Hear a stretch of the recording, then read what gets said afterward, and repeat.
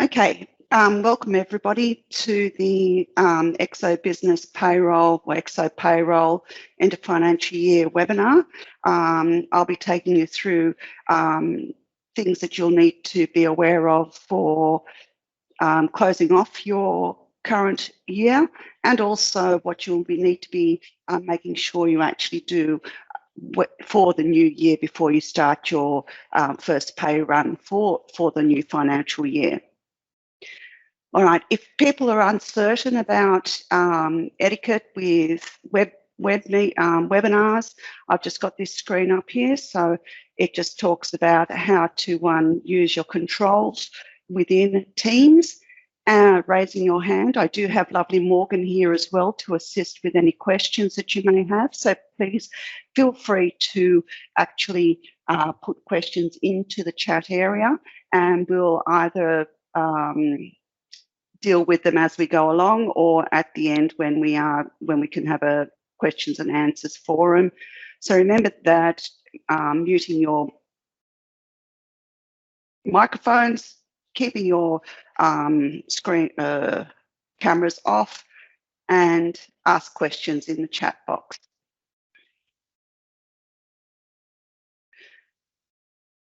Okay, so we're going to cover the ATO updates, a little bit about fringe benefits tax and recording reportable fringe benefits, reconciling payroll, and also the single touch finalisations. And I know there's a few of you that have had these webinars with me before. And, you know, I guess as we go along, we learn new things, new ways of doing things, more efficient ways. But generally, it's the same areas that I'm going to be covering that I have in the past years. So welcome back to everybody who has been in these before, and also welcome to anybody who is new to join one of these webinars. Okay, so this year, the ATO has actually, of course, updated the threshold for the maximum incomes for the super guarantee, and they have also introducing the increase to the 10% in the super. What will happen is that you will still need to actually go through and do the normal updates of the thresholds, maximum contribution levels for the ETPs and those sort of things, but the actual 10% increase will automatically update for you when you open the first pay run for the new financial year. So if you've got a pay run that starts the 1st of July, you will be asked a question about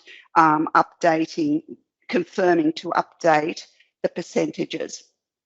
So you will not have to actually manually go into each of your pay items each of your super pay items to make the changes. Okay, with the end of financial year process, you will need to be looking at checking your data as usual, so any new staff that you've brought on during the time, update your reportable fringe benefits, reconcile your payroll, and then you're in a position to send your finalisation submission in time with the limits for the ATO that they've set. So I think it's usually around about the second week of July that the requirements for you to do your final submissions. This has no impact on any pay runs that you need to run already within July. You would do your reconciliations and then just upload that finalisation. All right, so the general normal checks are the name of the people, that there is a valid tax file number, that you have your addresses in the correct boxes, there is a contact telephone number and a date of birth for your employees. And of course, that includes your state and postcode as well. And when you go to do these, the STP submissions, it normally does this check for you anyway. And you may have actually seen from time to time a warning message about invalid information being in your employee or employer records. Okay, Reportable fringe benefits. You need to make sure that you've actually got the pay items in place, that you need to then, or you guys won't need to add a pay group. Sorry, this is, yep, okay. You need to create a one-off pay run, and you'll need to actually make sure that that pay run has a pay run end date of the end of March. And excuse me again here, this says June. You will also have to make sure that the physical pay date is within the 31st of March as well. So even though this says this June, it will be actually the end of March that you need to make sure that the physical pay date is, and then your pay run start and end date within also that March date. Any staff that you've had terminated prior to this date and require fringe benefits to be recorded will need to have dates that are prior to be in a pay run with their dates prior to the date that they left. That means that you'll actually have to reinstate those employees as you go along. All right, so in the background, you've got your, you've turned on your fringe benefits. If you're exempted, you've marked whether you're going to be using employees, anybody actually exempt or not, and setting up your non-cash benefit for your fringe benefit. And it's your choice or your decision whether you're actually going to have type 1 or type 2, and if you're going to actually be putting in a actual rate for the calculation, or whether you're just going to do one-to-one. When you actually create your pay run, this is better now, you'll see that you're not going to send it to the ATO, and your dates are prior to the fringe benefit year. After you've actually physically run the pay run, you'll be able to then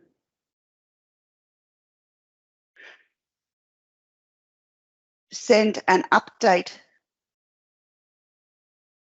submission with all the information up to date. So then you can actually check all the balances and everything else that's in place. So with reconciling your payroll, what you are going to need to be looking at is checking to make sure that all the postings have occurred within the payroll as you need to within the general ledger. You'll also be checking your leave entitlements and your provisions are matching, and that all the superannuation has been processed that's required, and that the super pay items are actually marked for reportable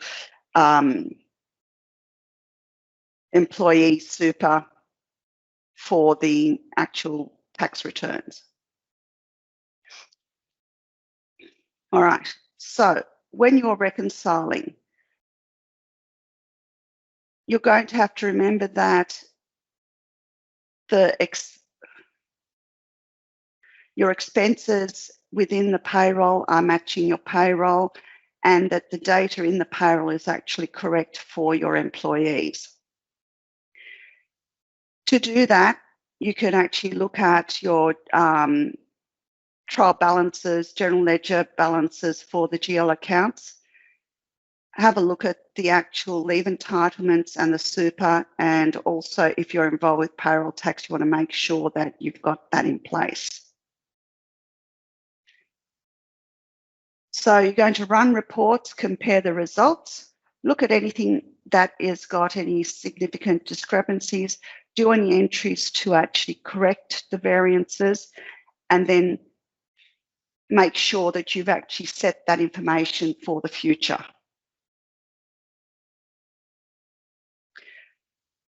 For checking your actual postings, I have actually moved to looking at the actual cost center analysis report, the trial balance from the payroll and the trial balance from financials. These reports, I think, are going to be a lot more easy to reconcile. The cost analysis does actually allow you to look at your cost centre postings and what values have gone through to the GL for that. And then the overall balances of the actual GL codes you can pick up with the two different trial balance reports. What I'm going to do at this point is just switch over to Exo, and we can have a look at, firstly, what it looks like for the fringe benefits tax transactions. And then we can have a look at the first step of reconciling the actual payroll.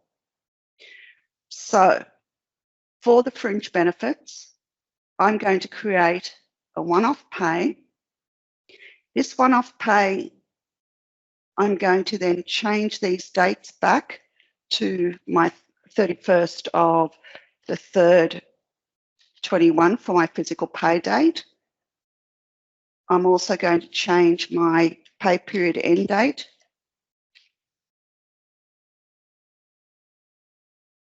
I'm not going to copy standard, and I'm not going to send to the ATO.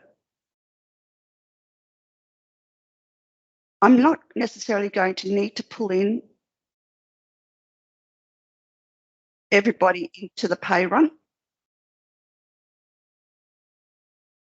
because you might only have a few people in there. So let's see, who will I pull in? I will pull in Tom, and I will add non-cash benefit,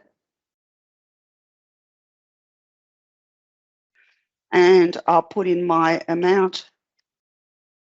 Oops, I think that's a bit too much. I've got it set to doing one-to-one.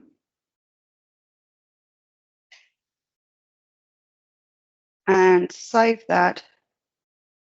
And then I can actually save that and bring in somebody else.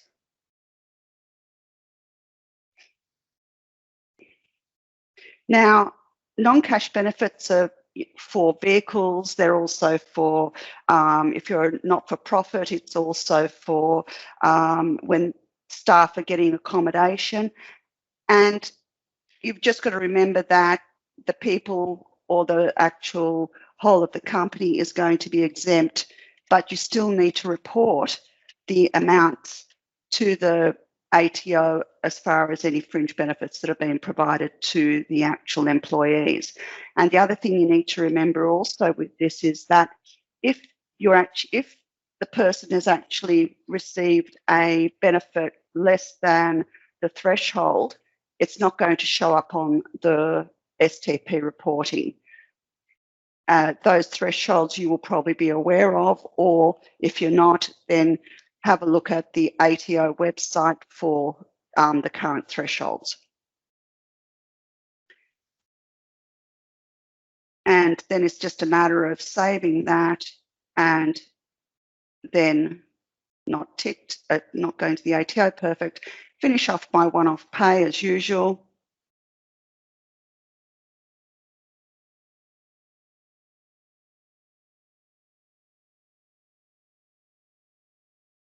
And then back it up, you've got no choice.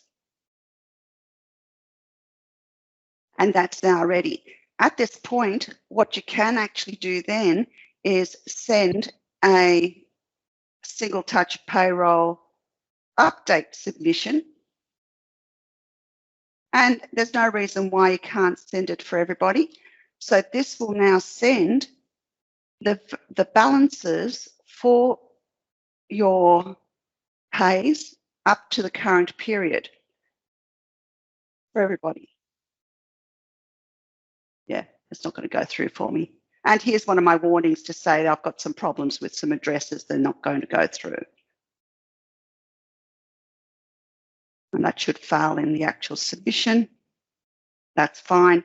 But what it does mean is when I actually click on my ATO button, I can actually have a look at this update submission and see the details of it. So here are the FBT entries that I've put through to the ATO for this period, and the rest of my balances here to also be able to just check to see what is going to be going through when I do my finalisation once I've finished my reconciling. Update submissions can be done at any time. So it's just doing a reset to the ATO to say, forget anything I've sent before for these people. These are the new numbers that I want to see that within the actual ATO portal. All right. So that now I think covers a little bit more about FBT. And what I'm going to move on to is actually having a look at the reconciling, which is what I was talking about here, having a look at the cost analysis report and the actual trial balance. And the other thing also is also the general ledger. The general ledger report will help as well with your GL balances. And I think after a while you'll get used to actually running these reports in ways that it will satisfy what you actually need to actually use to actually get your payroll reconciled to your GL. Okay, so back to payroll. All right, so I will actually bring in, I know it wasn't on that list, but I will bring in the general ledger report out of the payroll because I do like that one. And I have actually set some defaults for this already for myself, and the good practice guide that should be available to you shortly or is already available to you does actually have these reports and the settings for them within the document. So my general ledger report, okay, I've got my year set. I've also got any frequency set. So if I've got multiple frequencies of pays, I'm including everybody.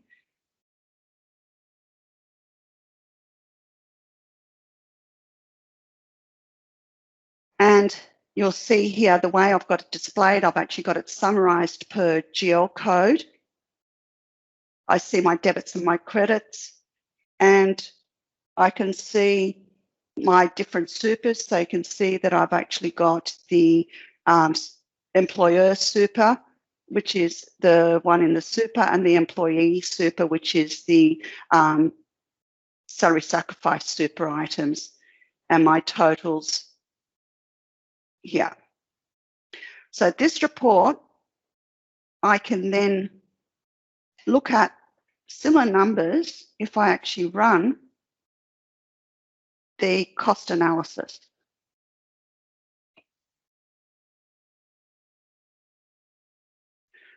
Okay, so I've got my cost analysis, and I'm running this by cost center because your cost centers are normally lining up also with your general ledger postings.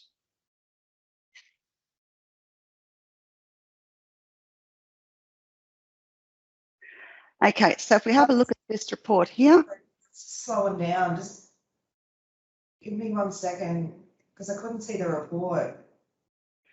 Okay, so here we have got the cost center analysis, and you'll see here that these are your department by department.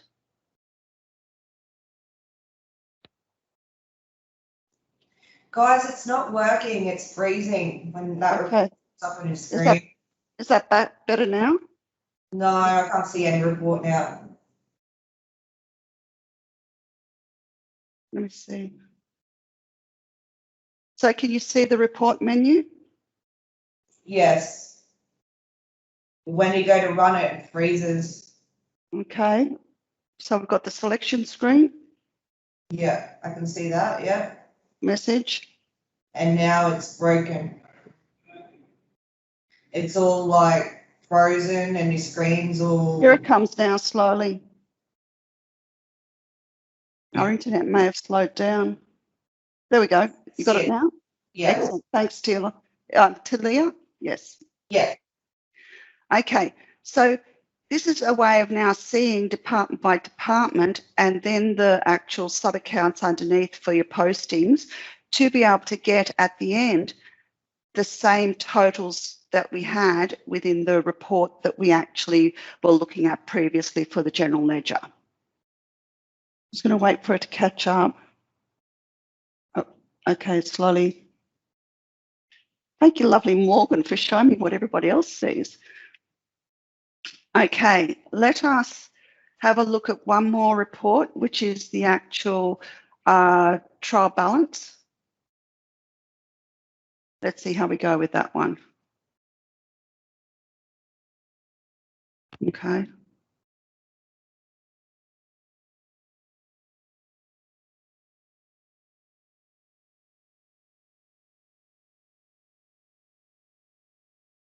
Just see if the report's going to pop up.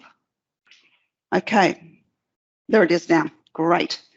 Okay, so again, we've got the same totals along the bottom, but displayed in a different way. And you don't see in this report how it's split between the cost centres, but you do get your totals per person of the items that are going to be reported for the ATO, including pre-tax deductions, post-tax deductions, pre and post-tax allowances.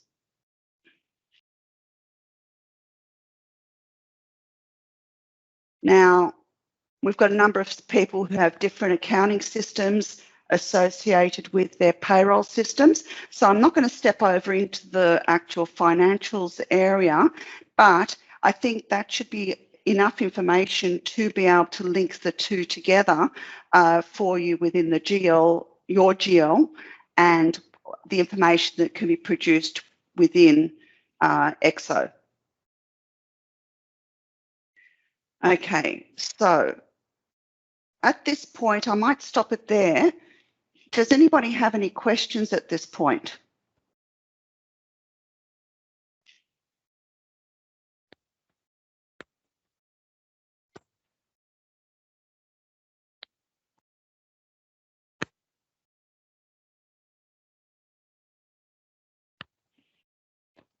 All right, I'll move on. Okay, now the leave entitlements with Exo Payroll, it is very, very important that you actually print your leave balances report out of the payroll prior to you actually doing your first pay run for the new financial year, because the leave balances report in Exo is an as-at report and you can't repeat it again unless you actually restore a backup of your payroll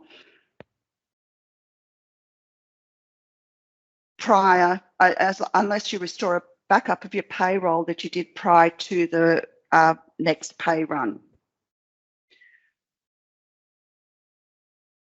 Okay, so everybody knows leave balances report. Well, I hope you do.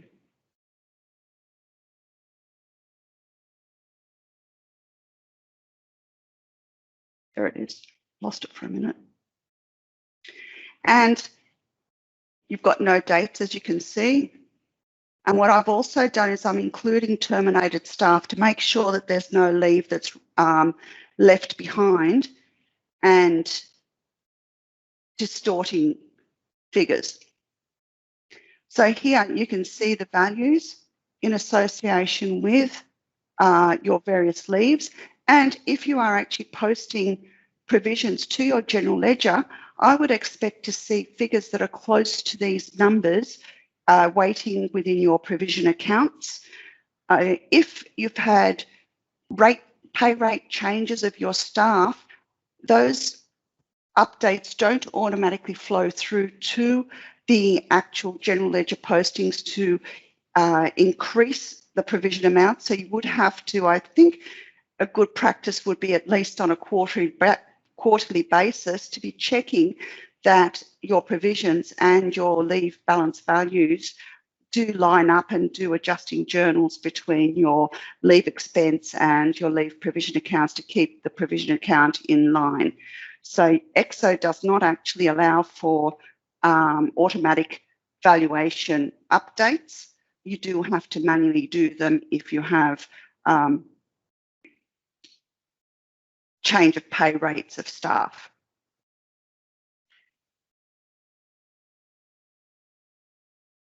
Okay. I think the next area, yes.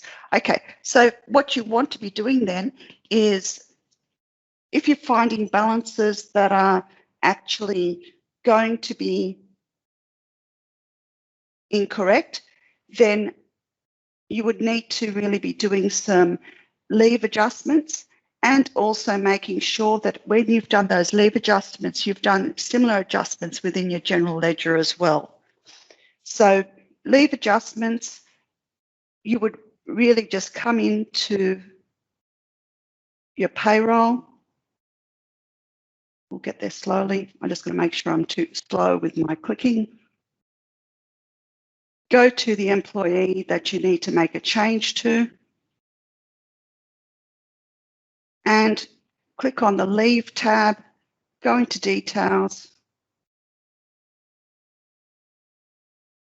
and if you've no longer got any leave on this screen as the entitlement lines, you may still have something sitting in the carryover at the top, and depending on if there's a balance showing in the balance area, then what you can do is click on your change carryover and put a figure in here to actually balance up the leave balance value that's sitting there, so it's back to 0 for moving forward. And this should also update the leave balances report as well.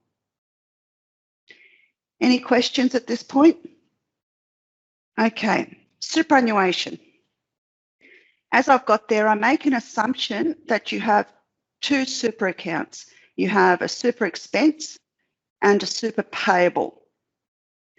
And with each super payment that you're making to your clearinghouse, whether it be a direct debit by super fund or you actually doing a BPay or a payment, check payment to them, you would be clearing out the previous balance of that super account, super payable account each time you do your super submission.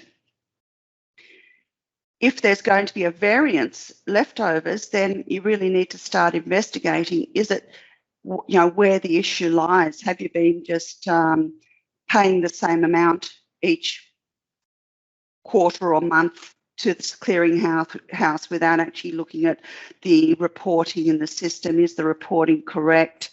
It would be really a matter of seeing how far back your variances actually go for the super. So a little bit of reconciling within your financials would be in order, period by period, to see how far back your variance is going. And then you would have to decide if the variance is in the payroll for the super, or whether the variance is actually within the financials. And again, for the reporting checks, you would be also looking at the super summary report, the cost analysis, the trial balance, even the general ledger report. They will help you look at the balances and check across the various areas where something may have gone wrong. What has happened often is that postings are going to the expense account or an expense account for salary sacrifice. Those postings should actually be going straight to the super payable account, because it is the employee's money, not your money, that is being used for that salary sacrifice. So what I'm going to do is just quickly have a look at making adjustments, one with the super, to make sure that you've actually got the pay items set up correctly, and how you can actually go about making an adjustment to your super balance without actually having to do negative pays and positive pays for the whole payroll, but just doing super adjustments. So if we have a look at our super funds, we have this fund here, which is an employer's super guarantee. Here's your RESC tick box. If you find that your salary sacrifice is not reporting correctly for your balances, you'll probably find that this is not being ticked. As soon as you've ticked that RESC, it will change the way the numbers are being reported. When we're using our usual superannuation, we've got gross percentage of gross pay. What we're going to do is set up a fixed super amount to replicate this.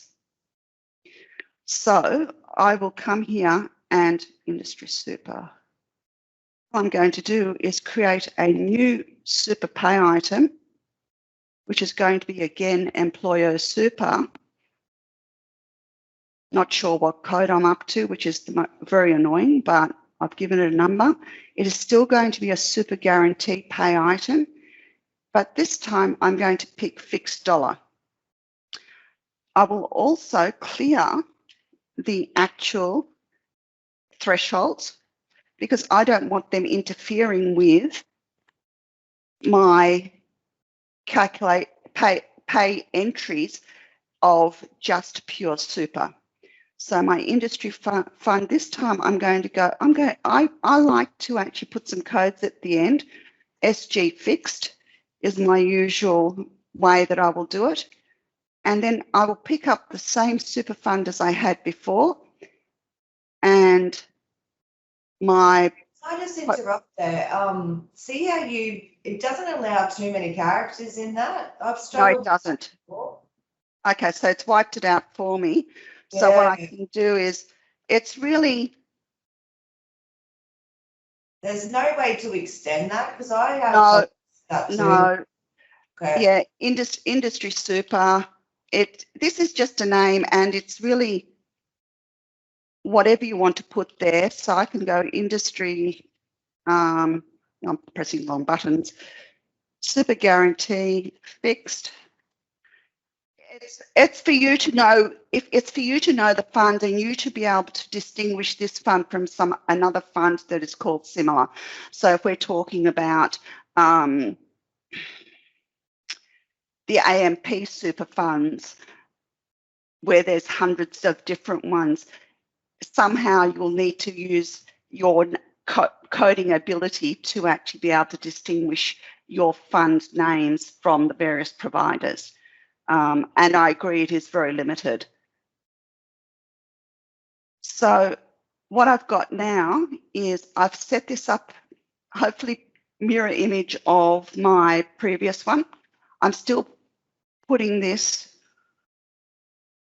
to my employer super. My liabilities, I won't have anything ticked here. Super guarantee, I'll have my payroll tax and work cover because it's super guarantee. And then I'll save it. And you can do this with your salary sacrifice super as well, have a fixed one. So now what I can do with that is come and create a one-off pay. And it's within this period. I'm not going to send it to the ATO because it'll probably get upset if I do minus entries. Well, it will get upset if I do minus entries. I can then come and pick up my employee. Here is my employee with the standard super there. And what I can do now is I can add this additional super pay item that I created, and I can put a minus entry in here if I want to, so minus $120. The thing is, I don't have the super fund number there, so I'm going to save that. Yes, it is complaining there's two, but it's only a warning. I can come into the first one, copy that, check for my cost center that I'm using in this one, come back to this fund, and then I can paste the number in here. So all of a sudden, let's do this.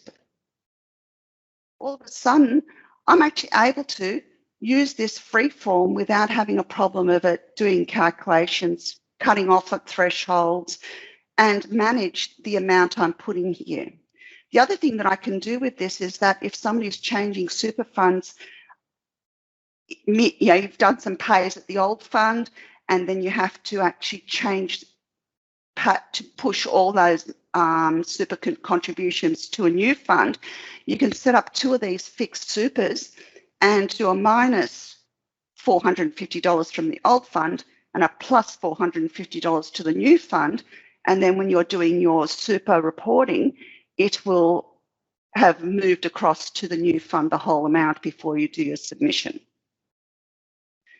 Okay, does that make sense?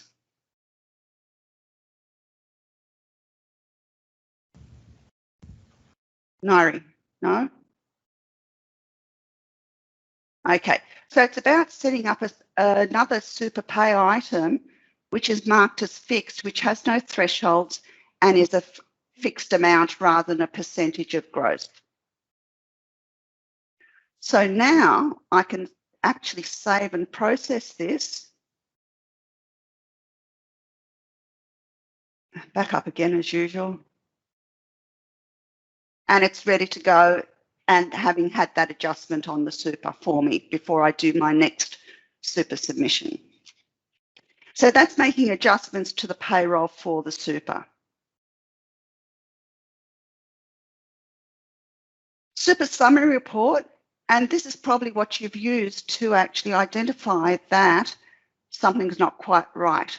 And it could be the RESC, it could be a number of different things, but the actual super summary, and even if you're using the newer super batches, you can't get a whole period to actually, like a whole financial year reported. You can only report on that super batch for the period that you've selected.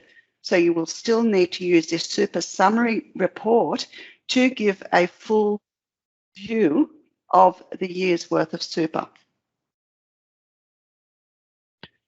And we'll wait for the report to come up.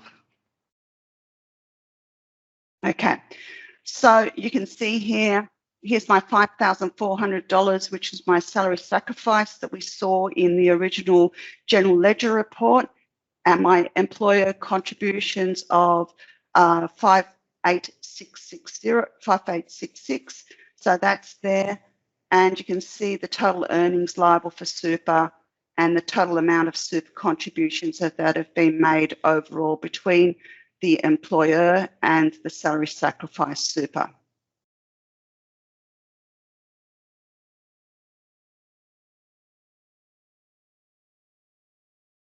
Okay. Okay, what have we got? Someone has changed funds and we are manually adding the 2 funds together and remitted 1 fund. Should we go back and do an adjustment to super fund total agree? Look, in my opinion, yes, Karen. Karen, I really do believe that even if you're manually doing your submissions to your super funds, typing it into the clearinghouses, that your actual payroll should reflect what you've done, because you could still have audits done, and then they will look at what's been contributed and where it's been contributed for the employees, and you can say, yep, absolutely, I keep it in line. Yes, I know I do it manually, but here's my payroll system super. Here is my GL and all my reporting that I've been doing for superannuation, and hopefully that will satisfy anybody interested in what you've been doing and keeping employees happy that it's all recorded correctly. All right, now this is just a little bit of a run for best practice of just what we've been actually talking about. reports to print, what you're actually going to be matching, and backing up, making sure you validated everything. You're going to do a backup of your end of financial year data, and I suggest before you actually definitely before you start the new pay run, and certainly put it to one side somewhere other than in your normal payroll backup area. As I say, isolate it. And then lodging your actual finalisation to the ATO, and I'll take you through that in a minute. And locking down the financial year, I'll talk about that in a second as well. All right, so just quickly with the finalisation process, you've finished off all your payroll events and sent them to the ATO. If you've done reportable fringe benefits tax after the last pay run, then send a update submission as well and make sure it's gone through as you want it to go through. Reconcile the pays and then send the actual finalisation.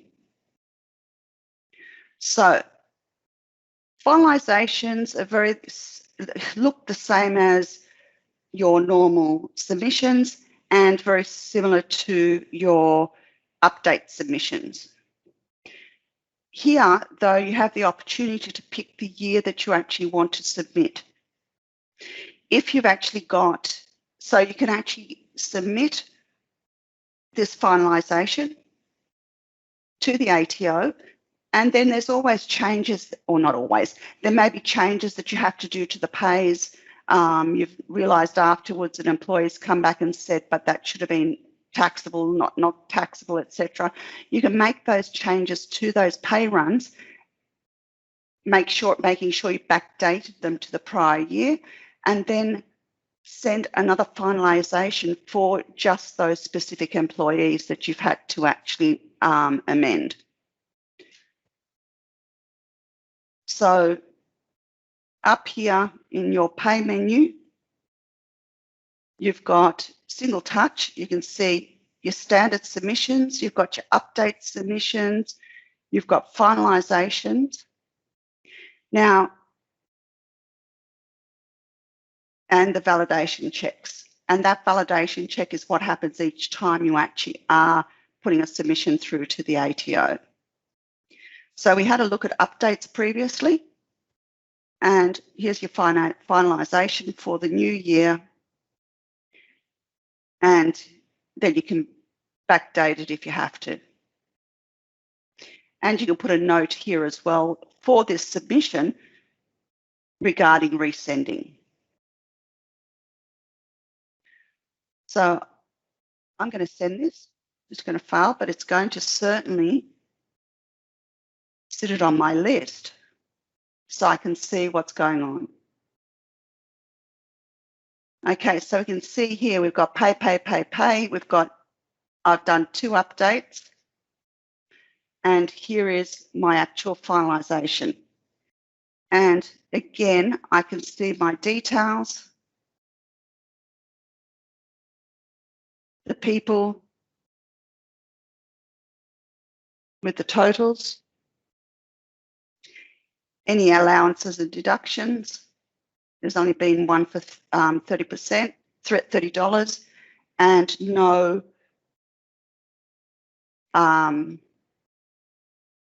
JobKeeper. We've been lucky. Here's your super.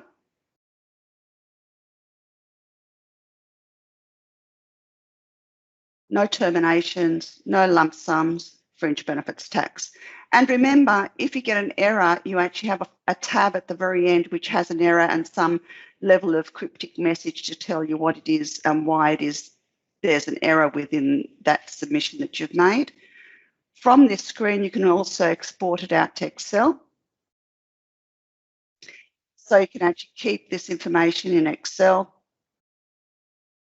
Here is all your pay details and what it was. So here is all the data in a spreadsheet that was sent to the ATO. And this is available every time you have a submission. Whether it fails or not, you can get this information out. And here's where I've done my FBT entries. And I can see that my super hasn't been set up properly, so I don't have any reportable super, which I suspect is that the reportable REC tick box wasn't ticked. So that there is also, if anybody's management is concerned or the accountant wants to see what was submitted, this is available for you. Okay.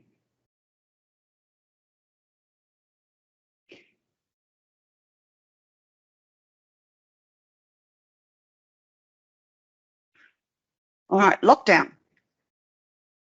If you're the only one that's running payroll or you've got a couple of staff that are actually responsible staff, I wouldn't worry about actually locking it down. It's not necessary, but it is possible to do so if you've got a number of staff that are doing a number of things, maybe updating files. Locking it down will stop people doing pay runs into a prior financial year.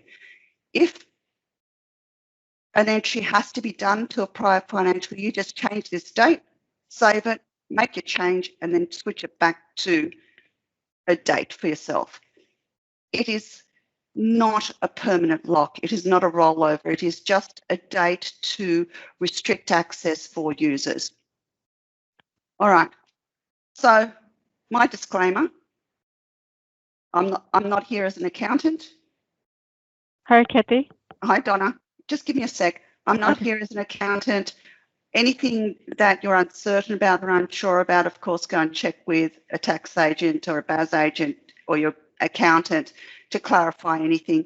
I'm happy to translate if they've given you some words and information that you don't understand, but we are not here to be your accountant, only the software supplier. Okay. Yes, Donna. Back to the lockdown financial year. Mm-hmm. In the demonstration, you have the rapid load pay tick. Is that necessary? Oh, no. That I should change that one day. It's also an old version of payroll as well. I make mention of it because a lot of the documentation that's provided by MYOB talks about it. Mm-hmm. So I will talk about it to the extent of it exists. It's nothing special. This is not settings that are associated with anything that you need to do specifically. This is even doing, talks about time transfers, but the main idea is to understand the significance or insignificance of this financial year lockdown. Okay, thanks. Can I ask you a question regarding the superannuation again? Let me finish off and then we'll come to questions and answers. Okay, so our team of payroll specialists are growing. We have myself, of course. We have Sean, Adam. Adam's been around for a long time. Sean's been with us for nearly a year. And Michelle's come to us as well, already experienced with using Exo and Exo Payroll. So hopefully we can assist you with any queries. Sean, Michelle and I do the actual support. Adam is mainly involved with implementations, but between us, hopefully we can work out any issues or problems or projects that you want to actually have done with regards to payroll.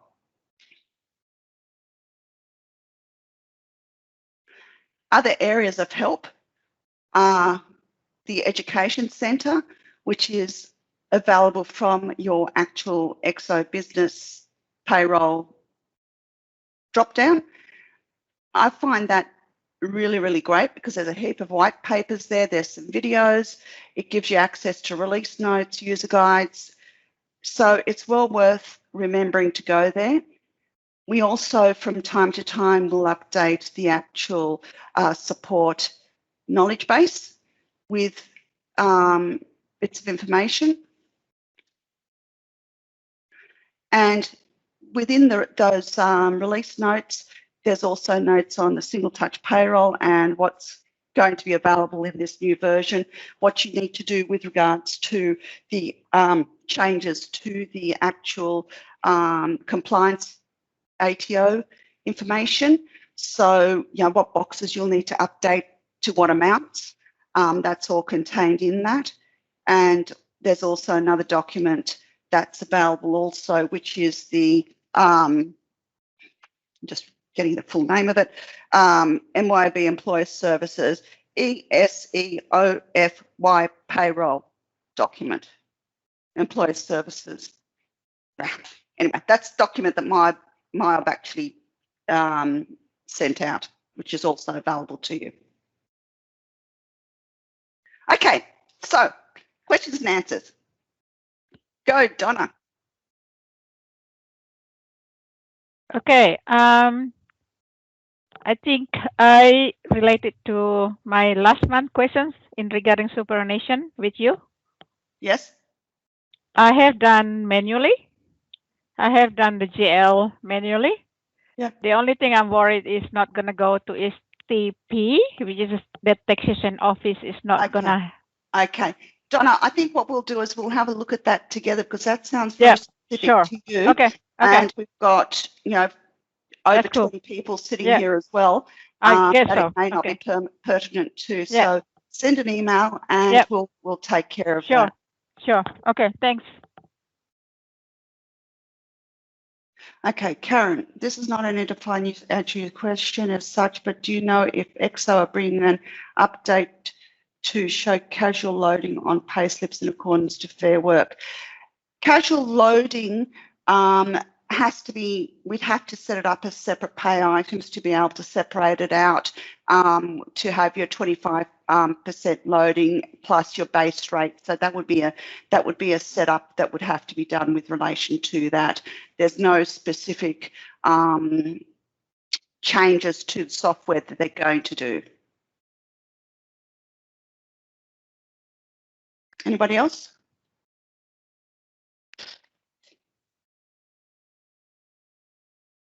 Okay, so the other thing also is that within YouTube, we do have our YouTube channel for Momentum. There are the videos that I did last year still available to you. I didn't actually put links on here, but hopefully you are able to actually get to that YouTube channel. And if enough people ask for where it's located, I'll get Morgan to actually send it out with some of the other collateral that we have with regards to payroll. So there's, you know, I broke up the actual sections of what we've spoken about today into smaller videos that are available for you to look at any time. So with that, thank you everybody for attending and see you in support or next year when we actually do another one of these chats, and hopefully there's some more exciting things that I can actually talk about rather than the usual same. Thanks everybody and see you next time.